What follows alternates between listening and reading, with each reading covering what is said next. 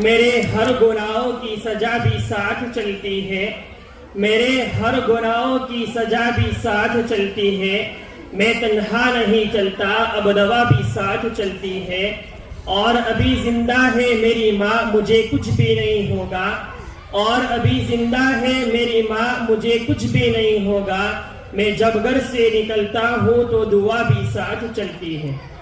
મા બાપ ડ્રામા.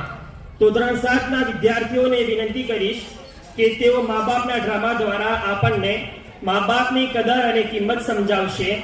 હવે જે ડ્રામા બાળકો લઈને આવી રહ્યા છે તે કોઈ હાસ્ય કે નાટક નથી, પરંતુ આજના સમયમાં હકીકતમાં મા બાપની સાથે થઈ રહેલ જુલમ અને વર્તાવને દર્શાવતો ડ્રામા છે. તેથી સૌ લોકો તેને ધ્યાનથી સાંભળે તેવી મારી નમ્ર વિનંતી.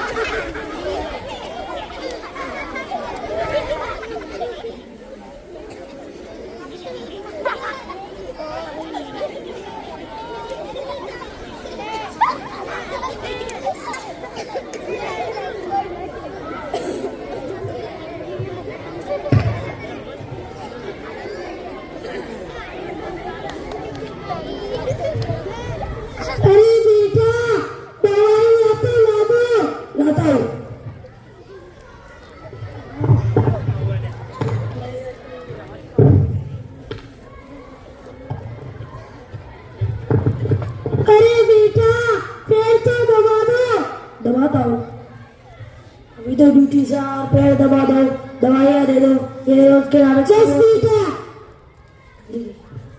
अरे बेटा पापू तो ला दो. कितनी बार पिलाऊं?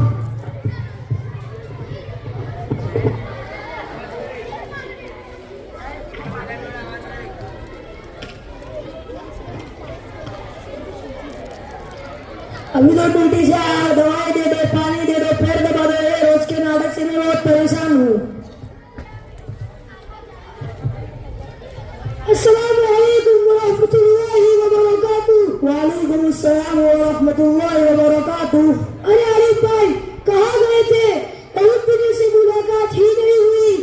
कौन सी कौम में घुस गए थे? सब खैरियत तो है? हाँ वैसे तो कुल मिलाकर सब खैरियत है, लेकिन घर में जो पड़ी हुई है ना उससे बहुत परेशान हूँ. क्यों भाई क्या बात हो गई? अपनी माँ ने कौन सा नया मसला खड़ा कर दिया? अरे भाई मैं ड्यूटी से आकर खाना खाया और खाना खा के उनके कमरे में गया तो मेरी माँ ने कहा कि मेरी दवाइयाँ तो ला के दे दो. अच्छा भैया ऐसा लगता है कि आपकी वालिदा की तबीयत खराब है.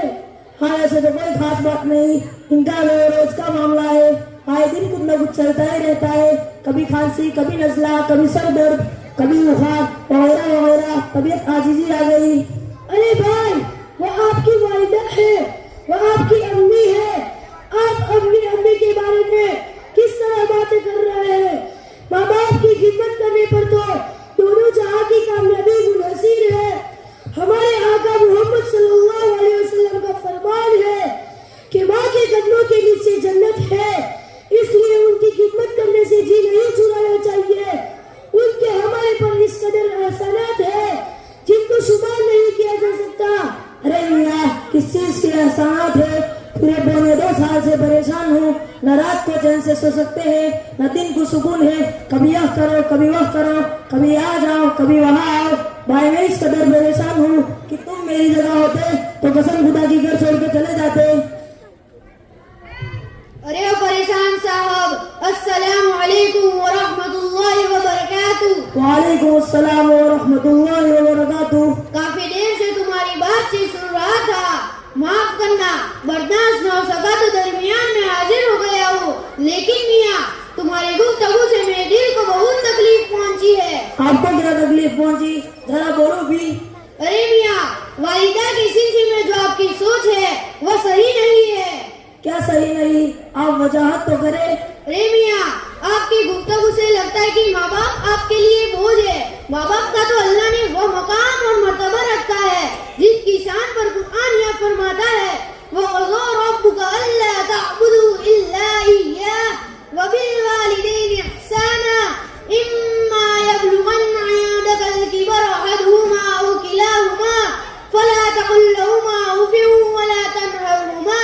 وَقُلْ لَهُمَا قَوْلًا كَرِيمًا، اور تیرے رب نے فرمایا ہے بجوز اس کے سوا کسی کی عبادت نہ کرو اور ماں باپ کے ساتھ اس نے سلوک کیا کرو. اگر تمہارے پاس بڑھاپے کو پہنچ جاوے تو ایک یا دونوں کو جھڑکنا اور اف تک نہ کہو اور ان سے ادب سے بات کرو. آئی بات سمجھ میں؟ کیا مطلب؟ میں کچھ سمجھا نہیں. آپ سمجھے نہیں؟ اس میں کون سی بڑی بات ہے؟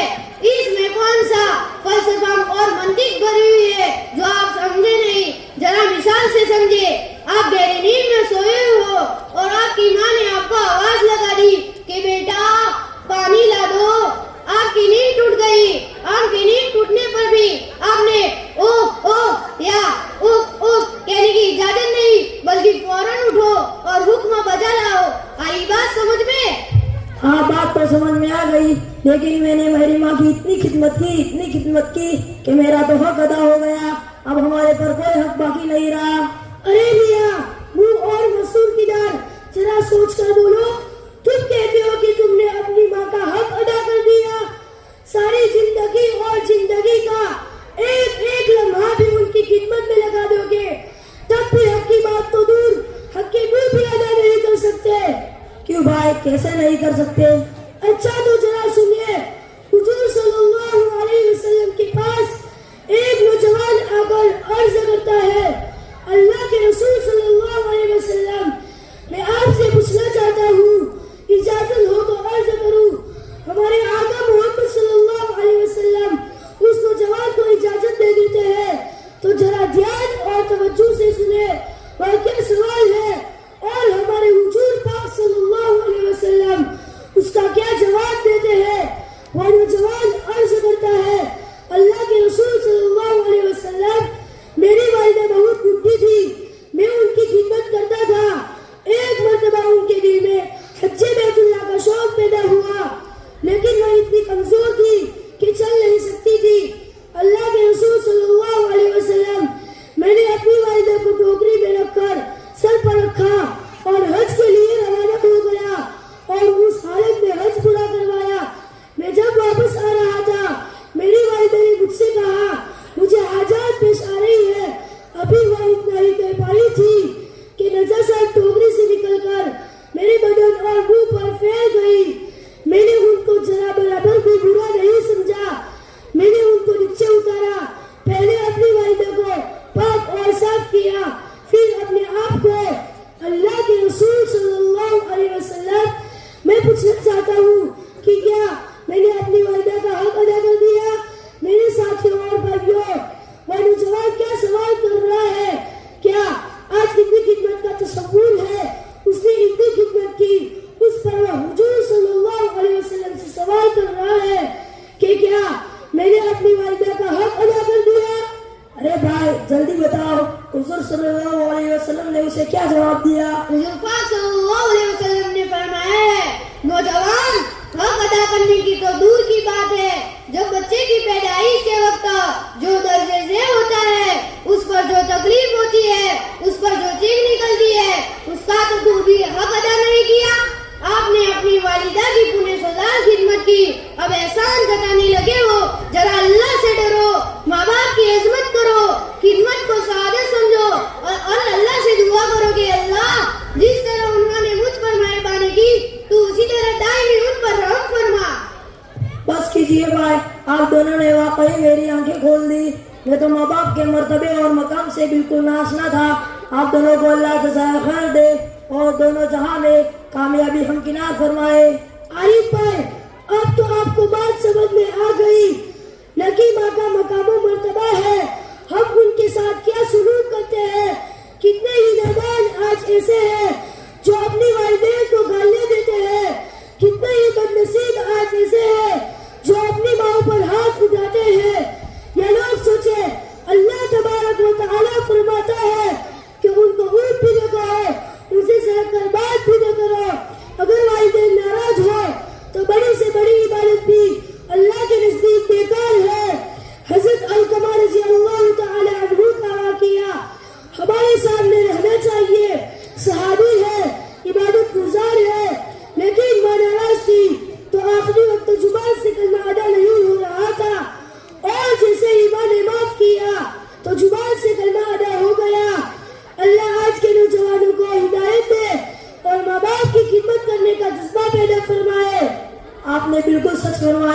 والدین کی رضامندی وہی اللہ کی رضامندی ہے. میں نے بھی ایک حدیث پڑھی ہے جس میں حضور صلی اللہ علیہ وسلم نے فرمایا رضا اللہ فی رضا الوالدین وسخط اللہ فی سخط الوالدین. یہ باتیں آپ حضرات سے سیکھی ہے، یہ سب کے لیے ہے. اگر کسی کے ماں باپ ناراض ہو جائے تو ان سے معافی طلب کرو اور انہیں خوش رکھنے کی پوری کوشش کرو. آپ دونوں کا بہت بہت شکریہ.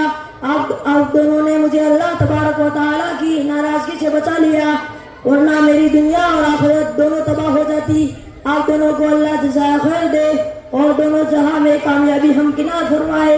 انشاءاللہ پھر ملاقات ہوگی. السلام علیکم ورحمۃ اللہ وبرکاتہ. وعلیکم السلام ورحمۃ اللہ وبرکاتہ. میں اس مجمع سے کہتا ہوں کہ تم بھائی گھر جا کر انہی باتوں پر عمل کرنا، اور کسی کے والدین ناراض ہو تو ان کو خوش رکھنے کی پوری کوشش کرنا. السلام علیکم ورحمۃ اللہ وبرکاتہ.